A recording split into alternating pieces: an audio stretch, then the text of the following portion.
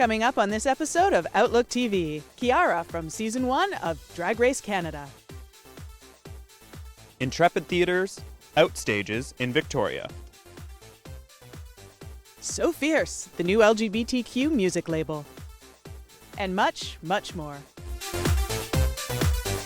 Hello and welcome to Outlook TV. I'm Rebecca Wyman. And I'm Robert Kai, and the sun may be setting, but you know what's brightening up? You, because you're watching the Queer Magazine news show that brings you the stories that matter the most from coast to coast. We're kicking it off in Hamilton tonight with a look back at the life of Robin Daring. It's a bit of a solemn occasion, but this empress is being remembered in this next piece. In fall of 2020, the Waterfall Empire in Ontario, Canada, lost its founding member and past empress Robin Daring. And today, her friend Monroe is here to tell us about the amazing life she lived. If you had the pleasure of meeting Robin, please enjoy this trip down memory lane.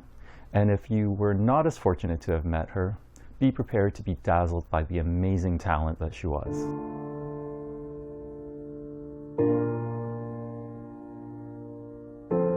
Robin is our founding member. So in around 89, we started up, well, we did some research first into the international court system, and we decided to have one in Hamilton, and we started it up. And we had to have a mother court, which was Toronto. And so we took in St. Catharines as well, and we opened up as the Barony of Steel Knights and Ladies of Golden Harvest. It included the city of Hamilton and St. Catharines. Robin was member number 1, the founding member of the organization.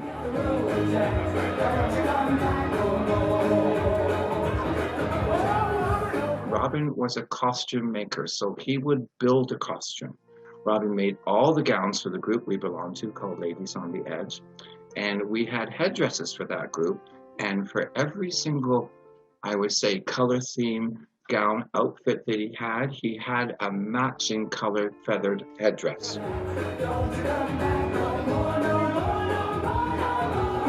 Robin was a pioneer in our community. In the 60s, at a very young age, she decided to transition at a time when it wasn't really heard of. It was the late 60s. She had the full support of her parents. And now she decided, for whatever reasons, that this was not the route she wanted to take for the rest of her life. But this is how she started her life off. And she was a complete pioneer, because from that moment on, her experience as being trans, she brought to her experience as being a person in life. When Robin would speak to you on a one-on-one and you would feel like you're the only one talking, it's because of his experience as being a member of the trans community.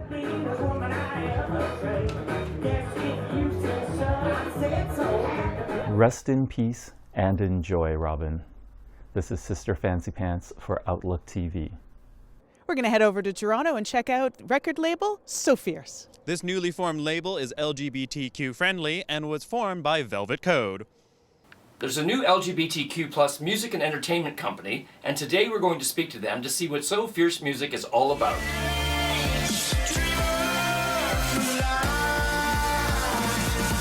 I'm a DJ producer, electronic DJ and producer, based out of Toronto. I've been in the music industry for a very long time. I started off as a singer. I've always been a songwriter and a storyteller, so whether I'm DJing, producing, or whether I'm helping other artists, I'm always trying to help them tell a story or help myself tell a story. Summer days were here and now they're gone. I created So Fierce music because I realized over the years that there is a desperate need for a music label and entertainment company that does not discriminate, that does not judge or limit an artist's ability to be creative and be themselves. I know firsthand, I've experienced being signed with major labels, being signed with major managers and independent labels, and it was a common theme of there were slight changes they wanted to make to my creative, whether it was my songs or the way I looked or the way I talked. And I felt that this is not the way the music industry should be led. It certainly limits everyone. In over the last few years, I've seen certain artists break out of that mold and be themselves, and I can see why they do it, because they went off on their own. So Fierce Music provides a platform for those that have been disadvantaged by the music industry, and we're here to allow them to be themselves without limits, without boundaries.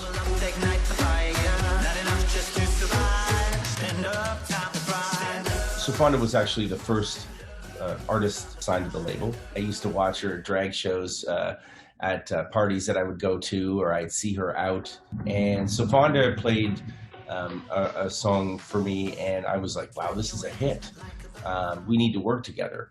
And she said, are you a producer? And I said, yes, I'm about to launch So Fierce Music. I'd love to talk to you about that. She signed the label, and she was the top streaming drag queen in Canada in 2020. More than any of the Canada's Drag Race contestants. Really excited about a number of drag recording artists that have recently signed to the label, including Naomi Leone, Mona Moore, Tash Riot, Baby Bell Bell, and we'll be releasing music from these artists in the next 6 months or so, as well as Danny Diamond. And in this case, we decided to sign him to the label and help support him. Budding artists out there that are hoping to launch a music career, please reach out. We're always open to hearing brand new music from brand new artists around the world. For Outlook TV, this is Angus Prott in Vancouver. Time for us to take a little break. I'm gonna go wrap my hands around a warm cup of chai, which is just off camera. Did you get me one? No! I hate you. Hi, this is Kiara from Canada's Drag Race, and you're watching Outlook TV.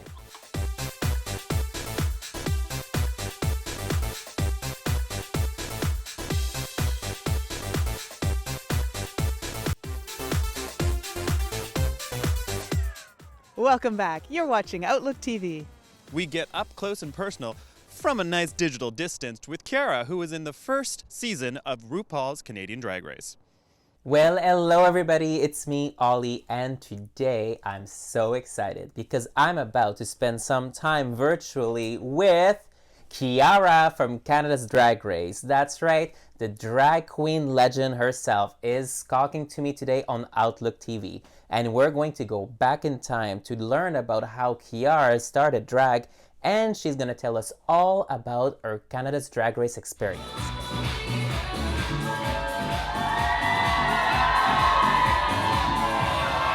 I started doing drag. I started doing some makeups in my bedroom when I was 18, from like 18 to 19. And that's because I started watching RuPaul's Drag Race. It was season 8 at the time. And I was obsessed with some of the girls out there. And I feel like I always was drawn to theater and dance. And when I first saw my first drag shows at Le Drag Cabaret Club, I think it really motivated me to continue into this zone that is drag.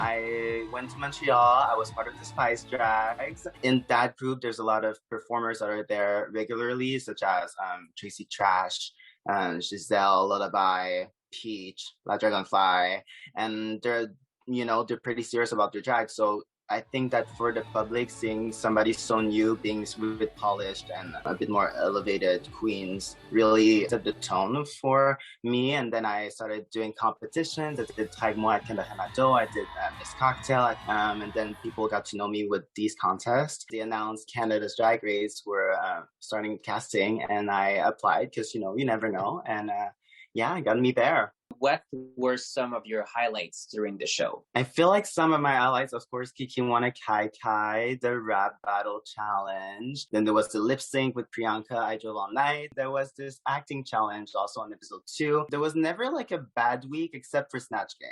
What would you recommend or give advice to the drag artists? Anybody that wants to be on the show should know that they have to work really hard. It's a hard process itself, but still on the show you still have to work even harder. And you just have to be well prepared, practice Snatch Game. Don't censor yourself. I think that's the word of advice.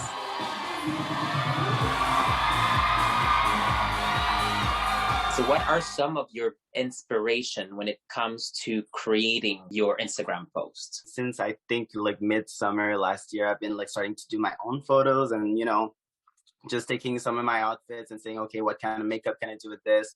Then it's just about the setting. It just really comes with things that I see online, things that I see around my apartment. Just a melting pot of a lot of ideas. And then, you know, once you see it, then it clicks. Make sure that you support Kiara by following her on her social media, by buying her merch on her website, or by booking a cameo.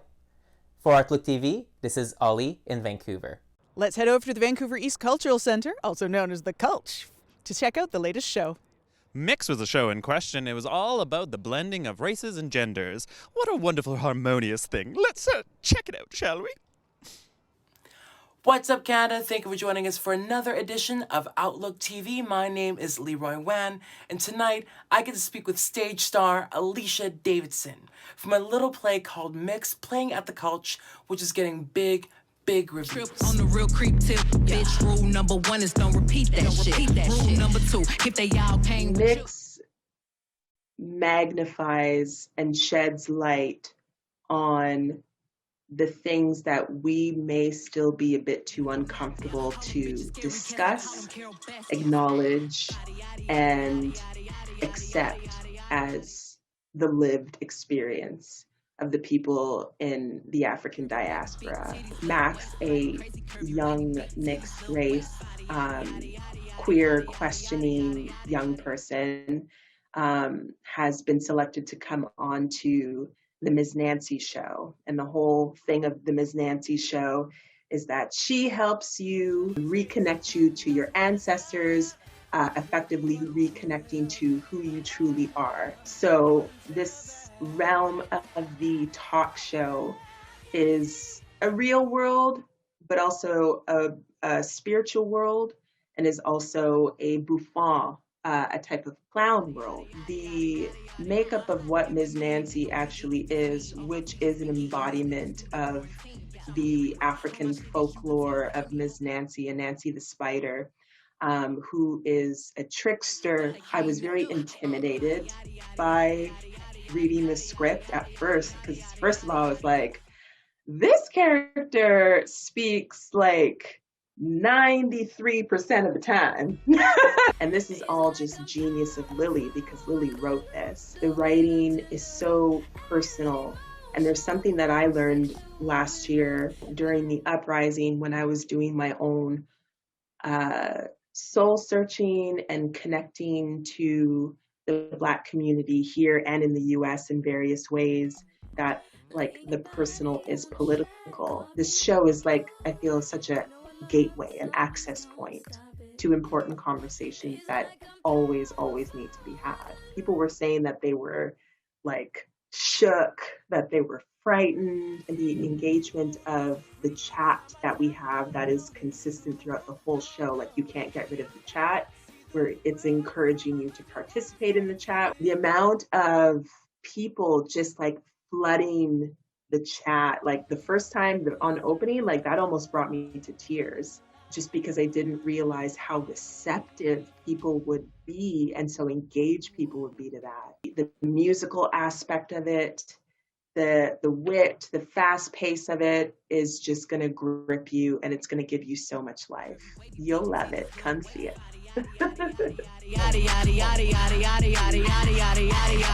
And from Outlook TV, my name is Leroy Wan. We're going to head over to BC's Sunshine Coast now, where John got to meet Brian Baxter. This multi-talented artist does stained glass, does photography, and I'm sure many other things that I'll never have the talent for. Let's see what the Sunshine Coast brings to the artistic world.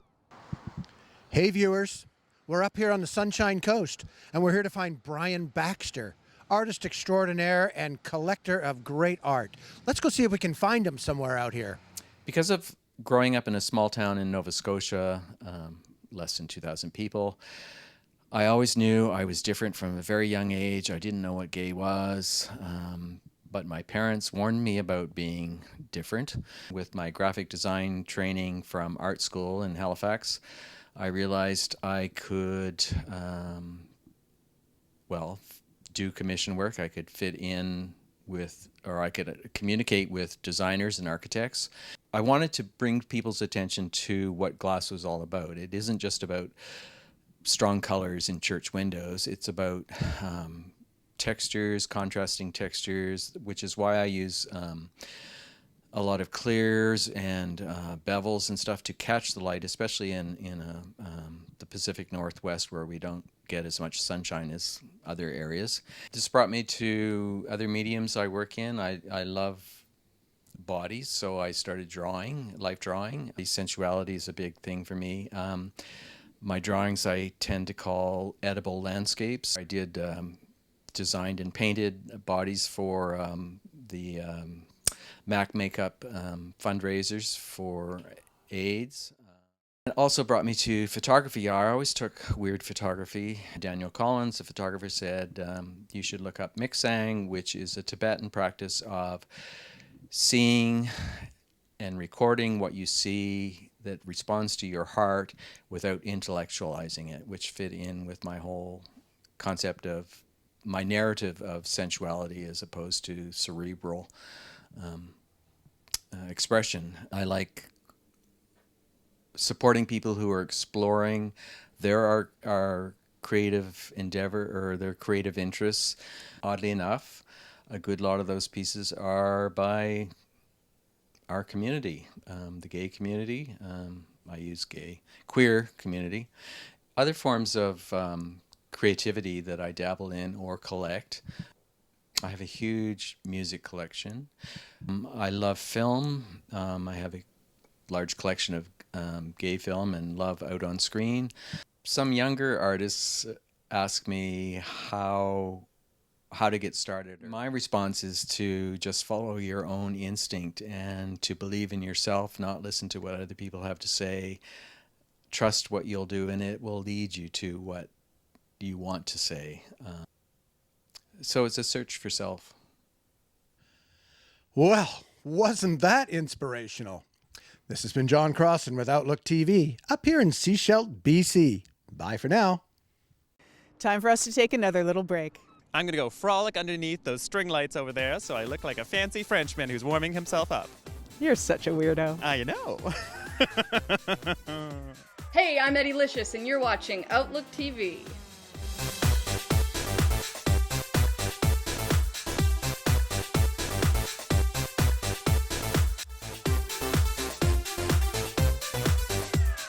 Welcome back. You're watching Outlook TV. We're going to take ourselves over to Toronto, where the Toronto Court was raising more funds even in these trying times. The Imperial Court of Toronto has been around for over 30 years. And in a time like no other, we're going to catch up with Empress Nikki Chin to find out how they have adapted to the current pandemic to continue their fundraising and community service.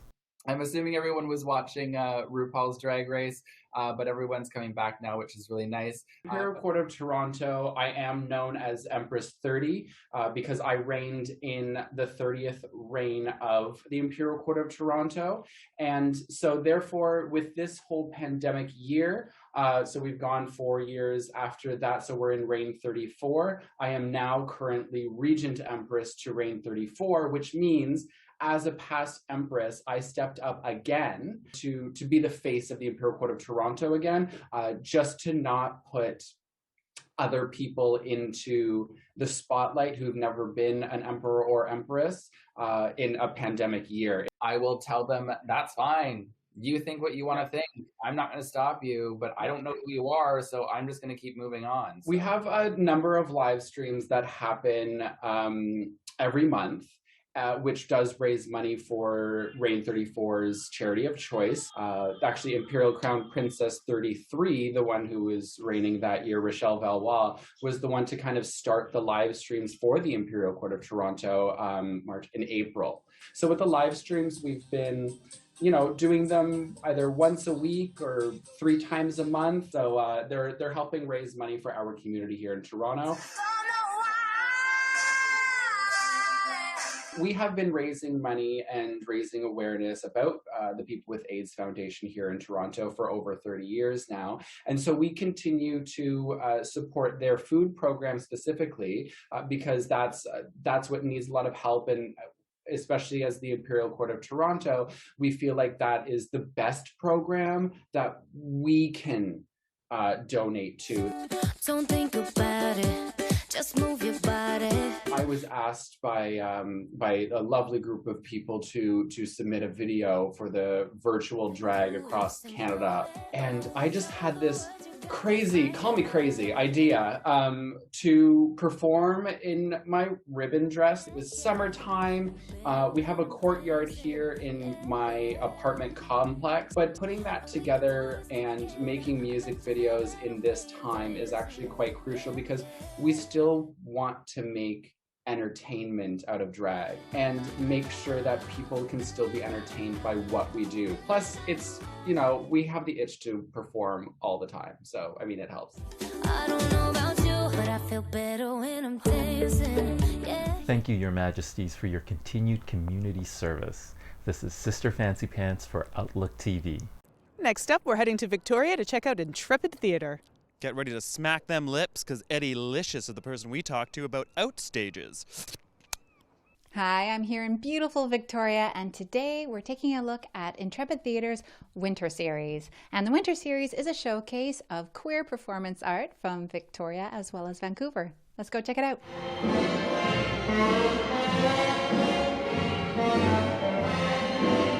So normally we would be doing our Outstages Festival, our queer theater festival, in February, but with COVID, we can't do a festival like we normally would.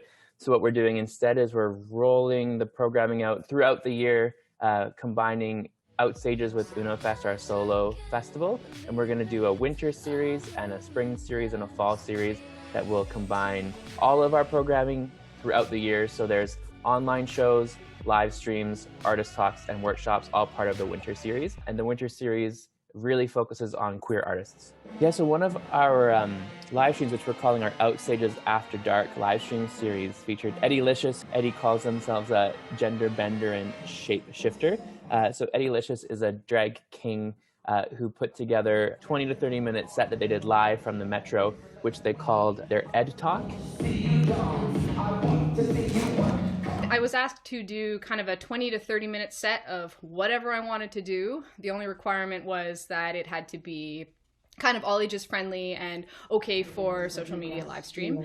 So I kind of just put together sort of just a sampling of different thoughts, original music, a few little dance pieces that I kind of felt like reflected sort of my time in quarantine and my navigating kind of what it is to be a queer person without a community, physically speaking. When I was 13, I was called a stupid carpet muncher.